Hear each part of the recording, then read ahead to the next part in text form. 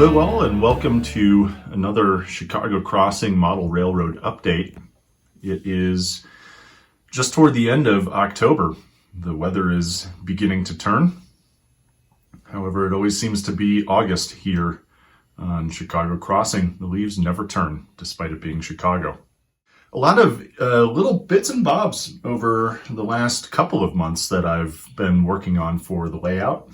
Had a lot of travel, and so, obviously didn't build necessarily an entirely new layout in that period of time or something like that, but I'll show you what I've been up to. So one of the bigger accomplishments over this last period of time has actually been to finish off all of the buildings here within this row of commercial stuff.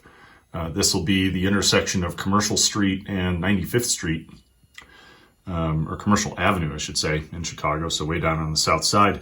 I took this facade and finished it up by building a back to the building. This is all just balsa wood and polystyrene. As you can see, there is no detail to it whatsoever other than on the roof. And that's by intent. As you can tell, all I need to do here is fill in space, create an area where there's an interior for lighting, and actually very little else. So there won't be any brickwork or windows on that side. Essentially, there's nothing anybody could ever see when this building is in place. But it's good to at least get that shell taken care of. So it'll get painted, the roof will get detailed, chimneys, HVAC, etc. And that will take care of that. At that point, I can finally clip in some lighting. For that building, I may do a little bit more interior detail, and since I have access to that shell, I'll probably put in a couple different floors and stuff like that and see if I can make the lighting look nice. Just down the way from that, over at the future currency exchange, one thing I managed to do is to finally get these tiny little newspaper machines correctly installed. I'll zoom in on those for you. These are meant to be in order: a Chicago Tribune red-eye machine, a Trib machine, and then one of those weekly circulars for real estate or whatever the hell it is, jobs or classifieds or something like that. These are commercially available. I repainted them to make them look a little bit more relevant to Chicago. The other enhancement here is, in addition to taking tiny little pieces of paper to simulate newsprint like you can see in the front of those machines, I actually cut small pieces of acetate and put them over. So if you look at them from a certain angle, they shine, and it just provides that little level of detail that shows, hey, it's a newspaper machine. There's actually a piece of glass there. So that will probably be complemented by a few other bits and bobs that will sit over at the currency exchange. One thing that will happen is eventually this wall over here and in the back will start to get covered with like concert handbills and things like that, as they usually do in Chicago. Going to be a lot more graffiti here on this building as well. Another little note is I've spent a little bit of time shopping at Shapeways, and so a few things have popped up, including this Chicago waste bins. This is, again, from the 90s, so there's nothing but single stream waste.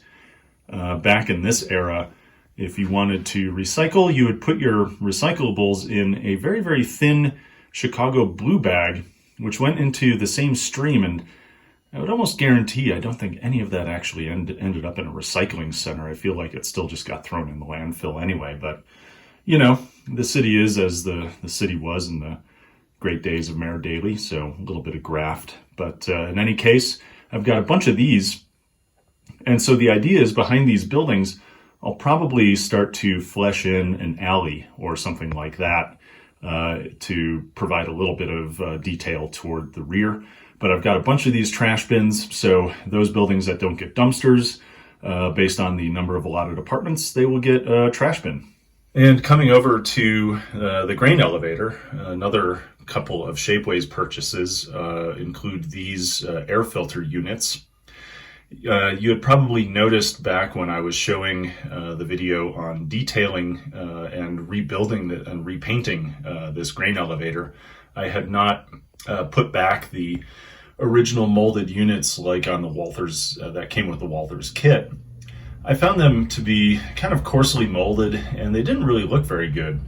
So what I did instead is just went to Shapeways, found some very, very thin versions of these type of filters and have positioned them here. These will of course get painted, detailed, ductwork will be added, and at that point we'll be all set, and so the grain elevator won't explode. That's usually a good thing. And then coming back to the workbench, something that is in progress is building up the set of ladles for Finkl Steel.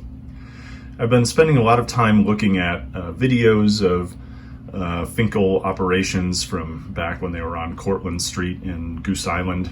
And, you know, there are any number of different types of ladles that were used. And a few of them were detailed in photos, and so those are the things I'm trying to work with now. So a great example, and there's a wonderful photo that actually helped me prototype this crane, is a picture of that crane with a number of these. These are charging ladles for an electric arc furnace.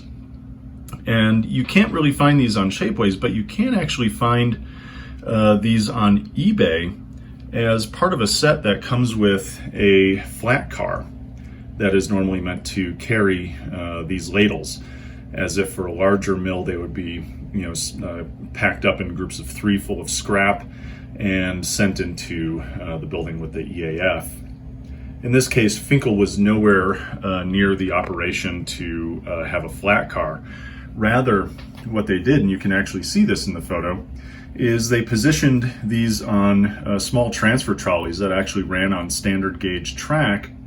And that was so they could navigate tight curves. They're just 4-wheeled little things. They would be lashed together with little drawbars. And so they could be wheeled by an electrical unit into the area where they would then be emptied into the electric arc furnace. So that's an example of one of the types of ladles that, especially on the exterior of the Finkl Steel area, will be important to be prototypical.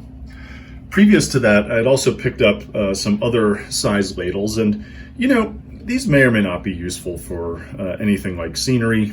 You know, one thing I did is kind of similar to what you could actually have seen on those old Finkl ladles, is I've, you know, put in random numbers as if that was spray painted onto the ladle.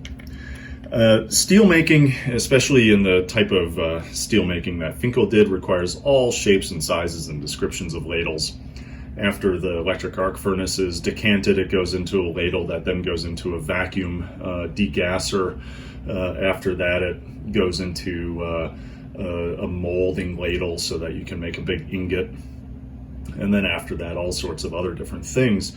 Finkl itself in the Cortlandt operation had, as far as I remember, 2 electric arc furnaces and then a whole bunch of other furnaces for keeping steel moldings hot when they were you know, forging it and pressing it and stuff like that. So these things will just sit around the exterior, as well as I've got some other ingot molds and things like that. And, you know, just provide a little bit of the industrial ambience that you need. By the way, there's a cool YouTube video. It's not from Finkl, but it shows an operation that is basically identical to Finkl. So if you want to know what the hell actually happened in all those buildings, I'll post that in the comments section, and you can have a look yourself at how a little mini mill like Finkl Steel actually operates. It's kind of cool stuff. Anyway, that should do it for this month Chicago Crossing layout update. Do a little flyover of how things are. Quiet with no train operation, but that's okay. And until next time, enjoy.